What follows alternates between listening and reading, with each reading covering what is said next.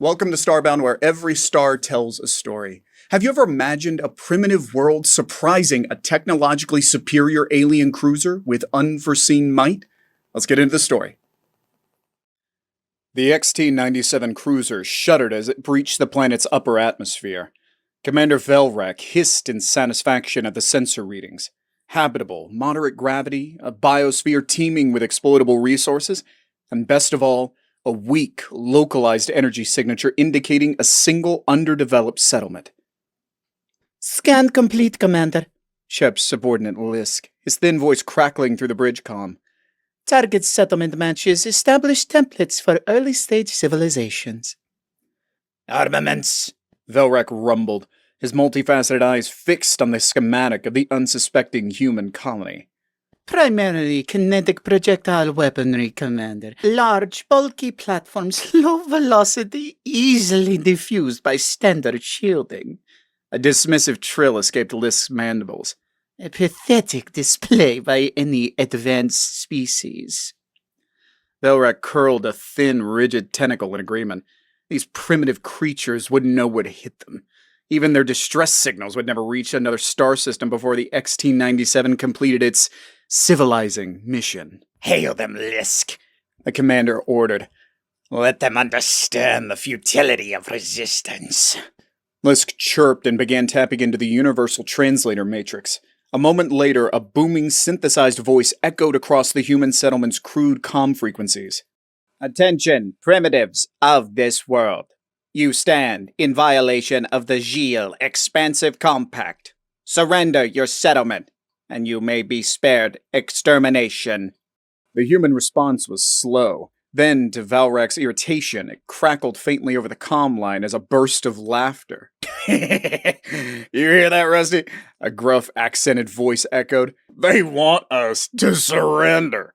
Another voice, younger, tinged with awe, replied, I'm patching visuals through to the bridge now, Commander. On the main screen, the image resolved, a grizzled human, a crude datapad in his hands, standing amidst what appeared to be the settlement's command center. Another human crouched beside him, adjusting lenses on a bulky optical device. Hold on, you pompous bastards. The grizzled human drawled into his primitive comm device. Let me get a good look at you.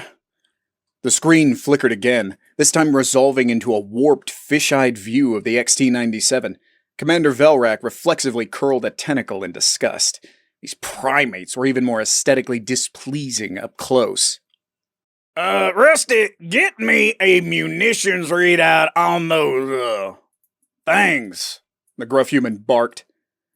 Targeting solutions locked on all visible hostiles. A new voice replied, crisp and far too calm for someone facing imminent annexation. Velrak straightened, antennae twitching in a mixture of amusement and mild affront. This creature dares threaten us. Open the channel, Lisk. I shall enlighten it on the true meaning of power. His words echoed across the human command center, delivered in a synthesized approximation of their barbaric tongue. Your defiance is noted and deemed futile. Our energy shields render your crude projectile weapons obsolete. This conflict has but one logical outcome. Yeah, we get it, yeah. The grizzled human interrupted with a dismissive wave of his hand. Big guns, fancy shields, blah, blah, blah. How about this? You fire first. Let's see how obsolete these guns really are. Velrak chittered in genuine laughter. Lisk mirrored his mirth. Had these creatures gone truly mad in the face of overwhelming force? So be it, Velrak boomed. Prepare a low-intensity pulse. Disable their primary structure. A wave of his tentacles sent Lisk scurrying to the weapon controls. A focused energy beam shimmered to life at the bow of the XT-97. A brilliant lance of emerald green that slashed towards the heart of the human settlement. It struck their main command building squarely and did nothing. The humans watched the course-skating energy field shimmer and dissipate against the crude, blocky structure. Commander Velrak blinked all 6 of his eyes, unsure if his visual receptors had malfunctioned. Commander? This voice was a thin chirp of confusion. The shielding appears inert. No energy transfer of any kind. Impossible! Velrak's bellow echoed across the XT-97 bridge. Cycle the emitters! Increase the power amplitude! Again, the crackling green bolt lanced forth. Again, the results failed to match expectations. No scorching blast marks, no overloading circuits, not even a flicker of the human's crude lights. On the main view screen, the grizzled human let out a low, humorous chuckle. His weathered face tightened into a scowl. All right, boys, he barked. Let 'em know why you don't bring a pea shooter to a railgun fight. Hi, sorry to interrupt the story, but a lot of you who are listening right now aren't actually subscribed. It's completely free and allows our stories to pop up on your feed much more often. If you're enjoying the story, please consider clicking the subscribe button underneath the video right now. Back to the story. The younger human beside him, the one who had controlled the optical feed, grinned wildly. Oh, with pleasure, sir. His fingers flew over a chipped, worn control panel with practiced ease. Commander Velrak opened a comm channel, intending to bellow an enraged threat, when an odd droning sound cut through the bridge. It rose rapidly in pitch, an ear-splitting whine that seemed to shake the very hull of the XT-97. He glanced wildly around, searching for the source, just in time to see a glint of light streaking toward the cruiser. Velrak's eyes widened. The primitive projectile was impossibly fast, a blinding speck against the dark veil of space. It struck squarely. The strike was utterly soundless, the impact visible only as a momentary distortion in the cruiser's shimmering energy shields. Then, the distortion bloomed outward. The flawless integrity of the shield collapsed, warping inwards. For the briefest second, it seemed as if the very fabric of reality buckled before a yawning hole erupted in the hull of the XT-97. The bridge erupted into chaos. Alarms shrieked in dissonant tones, and flashing lights painted the crew consoles in a riot of crimson and amber. Consoles exploded, showering Lisk and the other Gilles crew with debris. Velrak himself was thrown from his command chair, tumbling across the tilting deck. Miraculously, the ship held together. Secondary systems kicked in, sealing breaches, desperately rerouting power. Velrak scrambled to his feet, a hiss of pain escaping him as one of his tentacles scraped against exposed sparking circuitry. Damage report! He roared, cutting through the din of alarms and panic cries. Primary shield generator offline! Lisk chirped, his voice edged into a panicked trill. Massive hull breach on decks 3 and 4! Life support failing in multiple sections! Another blinding speck flashed in the viewports. This time it punched straight through the aft auxiliary engine pod, the projectile emerging in a shower of vaporized metal and shredded circuits. The XT-97 shuddered, the rear section erupting in a brilliant flare of exploding plasma. Commander? The younger human's voice filtered through the comms, laced with an odd mix of awe and excitement. That was a tungsten slug at 10% of light speed! How's it taste? Velrak stared in horror at the dissipating debris field, once a vital part of his pristine cruiser. Their intelligence had been fatally flawed. These weren't bulky platforms or low-velocity weapons. Each was a planet killer in miniature. Evasive maneuvers! He snarled, pushing past a cluster of terrified crew members. Return fire! Target their weapons emplacements! The XT-97 lurched violently as its remaining engines desperately pushed it into a chaotic, corkscrewing, evasive pattern. Weapon systems flickered back online, targeting arrays desperately locking onto the rapidly shifting positions of the human weapons below. In response, the humans fired again. This time the projectile was smaller, faster, an impossibly thin sliver of light against the blackness of space. It arced erratically, skipping and spinning in defiance of conventional physics before punching through the XT-97's central sensor array. Blind! Lisk shrieked, his voice a discordant mix of terror and despair. Primary targeting systems offline! Velrak's heart pounded sickeningly with each report of further damage. These primitives possessed the power to obliterate starships from across a solar system, their projectiles striking with the force of rogue asteroids. The Gilles' vaunted superiority felt comically thin in the face of such raw, destructive potential. Concentrate secondary batteries! Overwhelm their point defenses! Velrek commanded, his voice a rasping bellow. A barrage of crackling green energy bolts lanced forth from what remained of the XT-97's arsenal, targeting a cluster of boxy structures surrounding the human command center. The humans must have guessed their intent, for a desperate chatter filled their comm frequencies. But their countermeasures were pathetic. Net-like objects, small and dim, were hurled before the incoming fire. The crackling energy washed over them, vaporizing them instantly, except they achieved their aim. Each dissipated in a cloud of chaff or some other substance, momentarily obscuring energy signatures and scattering Gilles targeting solutions. By the time the beams found their targets, it was too late. Another flicker of impossibly fast light, and the XT-97 screamed again as another engine pod burst apart. The cruiser shuddered, yawing sluggishly. Now, its fate was sealed. Panic swelled and consumed the bridge. Crew members fought, shoved, and trampled one another as they sought escape pods. Yet within the maelstrom, Velrek felt a strange surge of clarity. This was no calculated retreat, no organized battle plan. It was a rout, a slaughter. The Gilles expansive compact, the glorious vision of interstellar dominion, lay in tatters.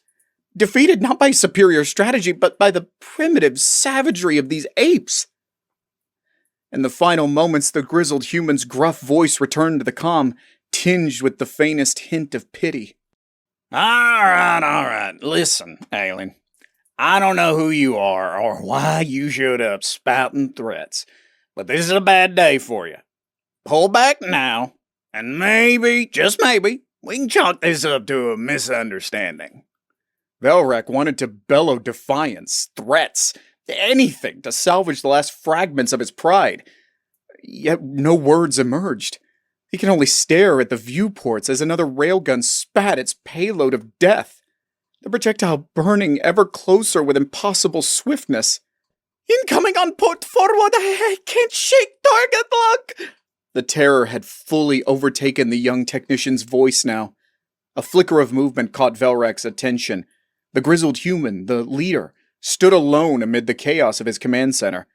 With a sigh that carried over the comms, he tossed his primitive datapad aside and stood straight, facing the main viewport as if awaiting the inevitable. Then the light swallowed it all. The viewport, the grizzled human, the remains of the human settlement. In that blinding flash, Commander Velrek realized a profound truth. The Gilles were not conquerors. Merely the latest in a long lineage of fools stumbling blindly into a galaxy far more dangerous than they could ever comprehend. When the light had faded, the XT-97 was no longer a warship, but a drifting, crippled hulk. Its once gleaming hull was pockmarked and scorched, vital systems flickering and failing. What remained of Commander Velrek's crew huddled in the few still functional escape pods, their eyes wide with shock and fear. Velrek stood amidst them, his pride fully shattered. Here, at the backwater edge of the galaxy, the Gilles' dreams of expansion were not merely thwarted, but rendered utterly laughable. Below, the planet seemed unchanged. No grand explosion, no world-shattering impact, just the quiet hum of a human settlement picking up the pieces of an unexpected encounter. A chirp from the escape pod's primitive comm system broke his reverie. It was the gruff voice again, weary and strained. You still up there, alien? We'll hold off on finishing the job long as you folk get out of our system and don't come back. Velrek, once an emblem of Gilles arrogance, managed a single croaking word in response. Acknowledged. He initiated the pod's launch sequence. The XT-97, his command, dwindled rapidly away. His last image was not of victorious humans celebrating amidst wreckage, nor was it of the vast, unexplored reaches of the galaxy ripe for opportunistic conquest. Instead, it was the bulky form of a human railgun, its ungainly barrel stark against the blue marble of the planet, an unyielding sentinel promising swift annihilation to any who might underestimate the primitive creatures below ever again. As his pod hurtled away, Commander Velrak knew the Gilles would not report this encounter. To do so would invite ridicule, or worse, a preemptive strike from other civilizations who understood the true terror humanity possessed. Perhaps in time, the galaxy would learn of the guns that laughed at energy shields. But for now, the secret would remain with the survivors of the XT-97 and the colonists guarding their backwater world. And Commander Velrak wondered just how long that secret could be kept. Cautious observation mixed with a slow grind of bureaucracy followed. The crippled escape pods returned to the Gilles homeworld bearing survivors who spoke little and less often about their humiliating defeat. Initially dismissed as an isolated freak incident, a stroke of terrible luck, the encounter began to gnaw at the edges of the Gilles expansive compact. Whispers started in corridors of power, seeding doubt about the true extent of the Gilles' technological supremacy. After all, who knew what other monstrosities might lurk in the galactic wilderness? A quiet, collective reluctance to explore further afield took root. Instead, efforts focused on fortifying existing territories, perfecting energy shielding techniques, and developing countermeasures specifically designed to defeat hypervelocity projectiles.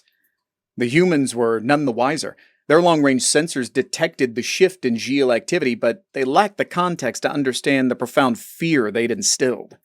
Life on the colony continued much as it had before, punctuated by the occasional launch of a colossal railgun round into deep space, a routine test, or perhaps a silent reminder to whatever might be watching.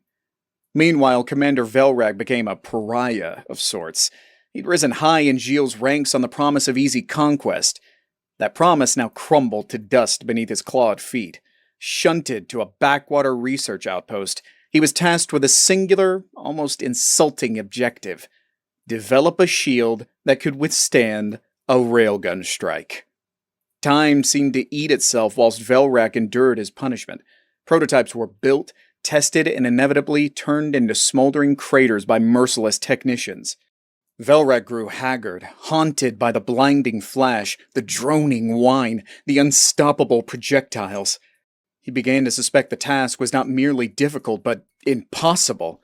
Kinetic energy was brutally simple, a fundamental force, unlike the elegant manipulation of electromagnetism upon which Gilles technology had been founded.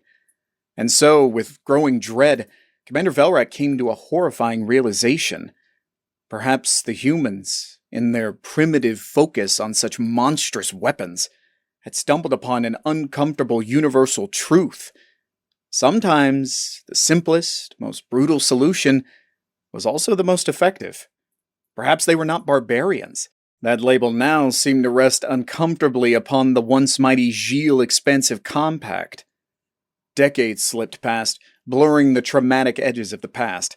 Commander Velrak, now frail and grayed, found himself the reluctant repository of a terrible secret. The Gilles' new doctrine of defense and consolidation had lulled them into a false sense of security. Yet he knew it was only a matter of time until another ambitious race, or perhaps even a splinter of his own people, stumbled upon a vulnerable world that happened to be under human protection. The old arrogance had faded, replaced by a gnawing paranoia in all but the youngest generations. The fear of the unseen railgun, of the unstoppable projectile, lingered beneath the surface of every strategic meeting, every shipyard requisition form. Gilles explorers scanned the stars not with dreams of expansion, but with the dread of finding a bulky gunmetal sentinel aimed squarely at them. The humans, in their obliviousness, continued to thrive. Their colony grew, transforming into a recognized, though isolated, outpost. Trade delegations from other, more cautious species arrived, bearing gifts of advanced technology in exchange for tales of the legendary railguns. None dared to encroach too closely, for the stories echoed down the years, gaining a mythic quality: the monstrous weapons, the laughing defenders. The alien ship punched through and through. Velrak, nearing the end of his lifespan, made a desperate decision. Using back channels and coded transmissions, he reached out to the human colony. The message was brief, devoid of titles or formalities. You must warn the galaxy. Shield technology is useless against your weapons. Do not share your secrets. We made a terrible mistake, and others will too. He received no response. Doubted he ever would.